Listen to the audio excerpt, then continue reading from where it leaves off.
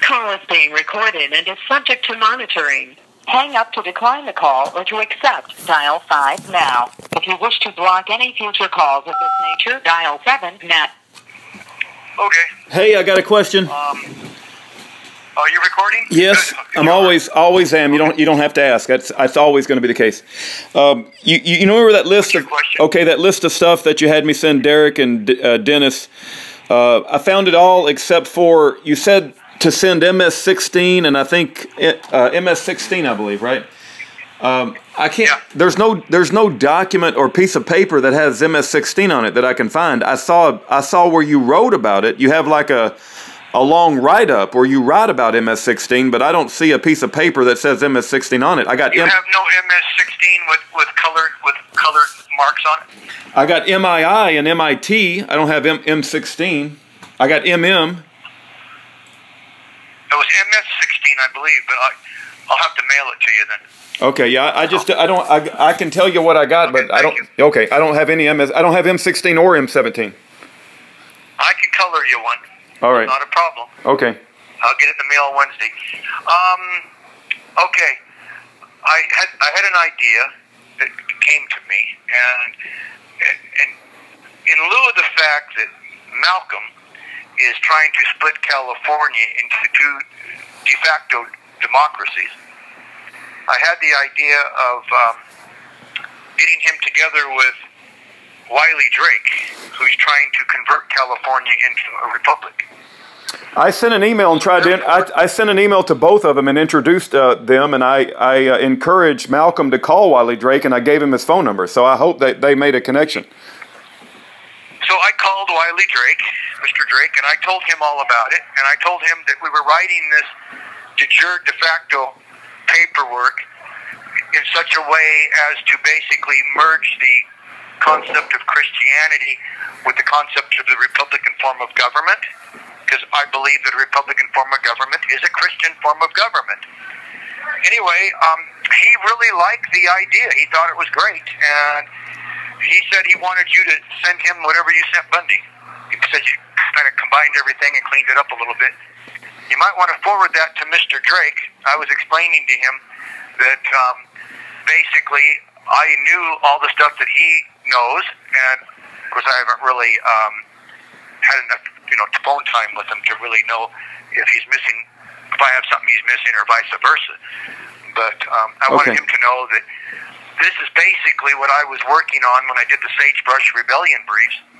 I was basically, writing briefs in the de jure venue before the Civil War, and they surrendered.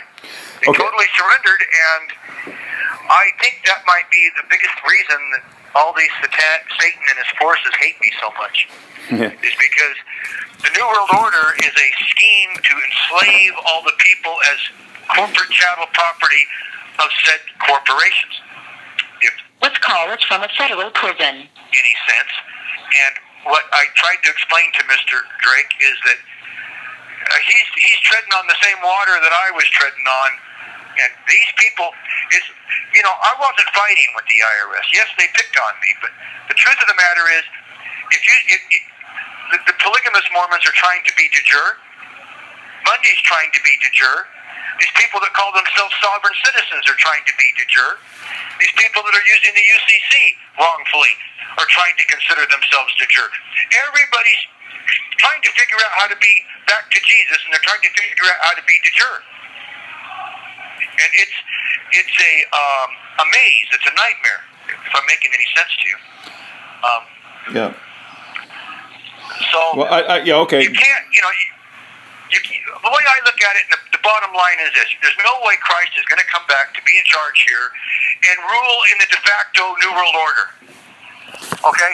The Bible plainly says that Satan's going to reign for a while, and then Christ is supposed to come back, okay?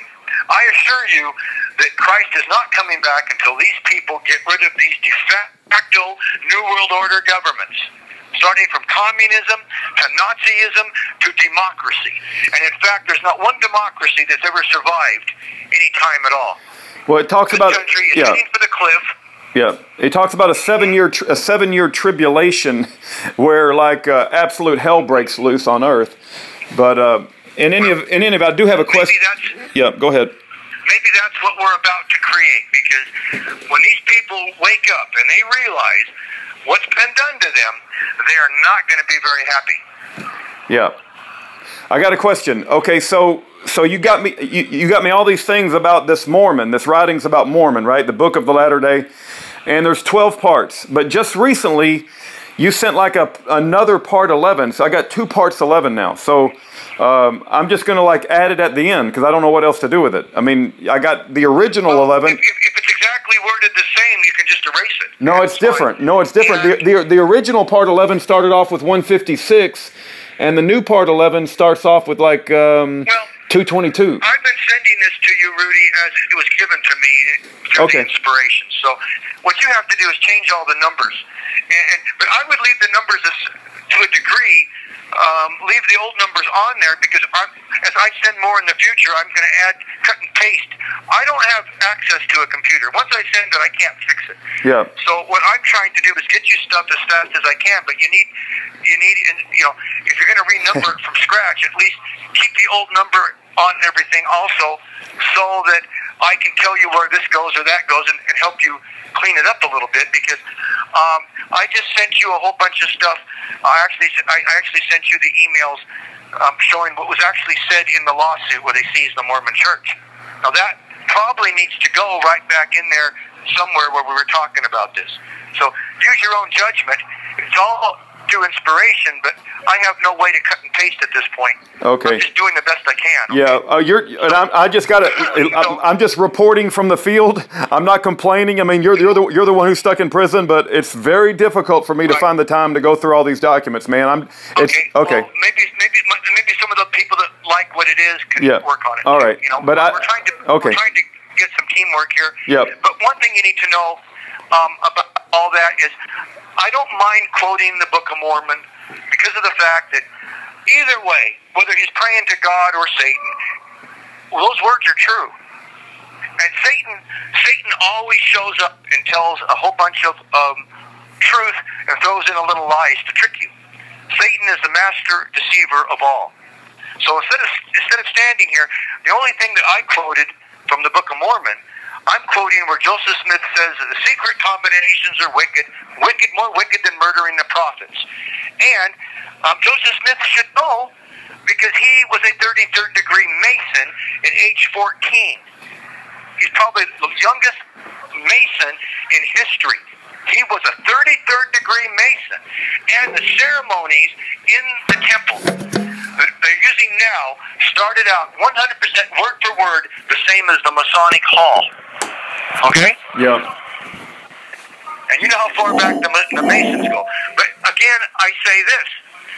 We have a situation where people, look, you got people running around parading themselves saying, we're Jews, we're the Jewish nation, we're God's chosen, we're so special. And you got the Jew bankers running the world with their phony, usury, New World Order money. Do you really expect them not to take over and seize a good cash cow? You really, you really think it wasn't like waving a red cape in front of a raging bull? In other words, what I'm trying to say is, if the Mormon Church ever was the true church, it's surely been conquered by the satanic forces of Rothschild. That's what I'm trying to say. Yeah. So I don't mind quoting what Joseph Smith said. It's not all he was doing on the quote I gave you is he was calling out how evil these secret combinations are. Yeah, I'll quote. No, because he was a member of them, wasn't he? Yeah. Well, I'll just say I'll quote from Mein Kampf that was written by Hitler, or I'll quote from the Quran, but I won't call it God's inspired word. There's a huge difference, you know. Well, I just told you it could have been Satan's, because Joseph Smith never once said who he was praying to, and he said the Lord this and the Lord that. And I've told in these writings, I've said, if you get on your knees and pray to the God of creation and ask him a question, he will answer you. So I'm not telling you anything. I'm saying, get on your knees and pray for yourself. Yeah. I got you. Okay? Yeah. I'm not the leader. I'm not the prophet. You know? Yeah. And changing the subject, because about the naysayer, I sent some more stuff back. Be aware that I always wore a wire in my left upper pocket, hidden, I had a tape recorder, a voice-activated tape recorder, because George Grozade told me to always have one in my pocket. Okay? That was a good counsel. And I had a voice-activated tape recorder when Long arrested me. And Long's the one that took it away and turned it off. Yeah. Okay? For your naysayer out there. Secondly, I had a Mitel digital phone system in my factory. It keeps track of everything. Okay? Yep. Everything. How long you're on the phone, who called who, and what. Okay? That digital Mitel system would have shown that I was in Russia. Because I called from Russia to my factory to talk to Jerry Gray on a regular basis. And that's when Jerry Gray told me, oh, that Swisher guy that does our testing, he's still in a coma. Yep. And on top of that, I had a cell phone in Russia. Wait. Did your digital Mitel telephone system record all the calls, or it just recorded the timestamps? No. Okay, just timestamps. Okay. It recorded what number dialed it. Yes, okay, okay. All right, okay. And while we're on that subject, I have a receipt here in my cell from the Kellogg Testing Laboratory that shows that the sodium cyanide was mailed from Swisher's house to them for testing. Now that proves my story that Swisher was trying to blackmail me to put sodium cyanide in my bottles. Yeah. And he's never been punished for that. Yeah, that's attempted murder. I mean, yeah. Yeah. He also put lead in my products when he seized my factory. Yeah. Okay? And so for these naysayers, they say, well, there's no way you can get 8 people to come lie against you. I only got one thing to say to that. It's real possible when they're all a member of the Church of Jesus Christ of Latter-day Saints. Because it seems to attract a bunch of lying whorehounds. I understand. Put that on the air. Yeah, I understand. Okay? Yep. So, they can throw all the mud they want. Yeah. But here's the point. He's a charlatan. He's out selling these minerals for a big... No. If they had no money, I gave it for free. That's how we did business, okay? And when everybody was charging $100 a gallon, I was charging $25. Yeah. Those minerals that were $2,400 were sold for $250 and $3. Everything I did was half the price of the competition. And that's why I was so sorely hated. Right. I never bragged. Yeah. Oh, I got testimonials. I had 1,000 testimonials of AIDS patients. You know who stole all my testimonials? Aneva. When Annette was dragged out of the factory, she stole a copy of all my testimonials. And they put Aneva's name on them. Wow. So your naysayer there, if he wants some good products, tell the little whorehound that these people can call Aneva and get their minerals. And I don't really care. Yeah. This call is from a federal prison. I think I might be out soon, but I don't want to do business with these people. What they ought to do is log into your website and give their names so we can make sure we never give them any help. No, they only operate anonymously, David. They don't give their real names. I believe they're getting paid to attack you, and I'll tell you what, your attitude, because you're a fighter, they don't understand your fighting attitude. They don't understand it, and it scares them. They don't understand why being put in prison 15 years as an innocent man would upset anybody. It's like, I totally understand your upsetness. I quit doing talk shows in '95. For 10 years, I was quiet. And the whole time I sat in that jail, I didn't even talk to anybody. All I did was studied Russian. Yeah, Gabaru Pa-Ruski Ochi Norsha. You know what I mean? Okay. I didn't lose my temper. And say something I'm sorry I said until he sentenced me to 43 years, at which time I told that judge who has a Jewish last name, I said, in the name of Almighty God, I curse that you will die of... that it'll eat you from your ass to your nose, and that the maggots will dine on your flesh, you piece of shit. That is what I said for the naysayers on the record. Yep. And then I passed out. Yep. That's the only thing I've ever said in complete frustration. Why don't you people lock yourself, that are naysayers, lock yourself in the closet for 24 hours and see how you like it. I understand. It's been 2 years when I fainted, and I knocked the TV monitor off the talk. And they say that I was trying to throw the TV at the judge. I'd like to throw something at that judge. Yeah. You've been through hell, man, and I'm praying, David. I'm praying that God works a mighty miracle. I understand why you're upset. It doesn't surprise me at all. I'm just trying to share my gifts with people. That's all. I know. All we're trying to do is share. I know. And Guy's going to have minerals in a week or two. Good. For free. Good. The samples will be ready for free. Good.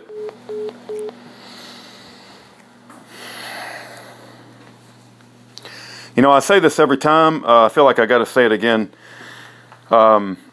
He said something very powerful there. He said he wants you to go sit in your closet for 24 hours and just sit there. Just go sit in your closet for 24 hours and then multiply that by 2 years.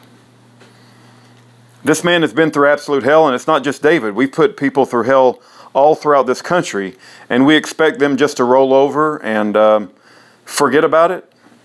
Well, maybe there's some upsetness, some disagreeable feelings that arise when you put an innocent man who is trying to do good for his community in prison, some of the harshest prisons in America, ADX Supermax in Florence, Colorado.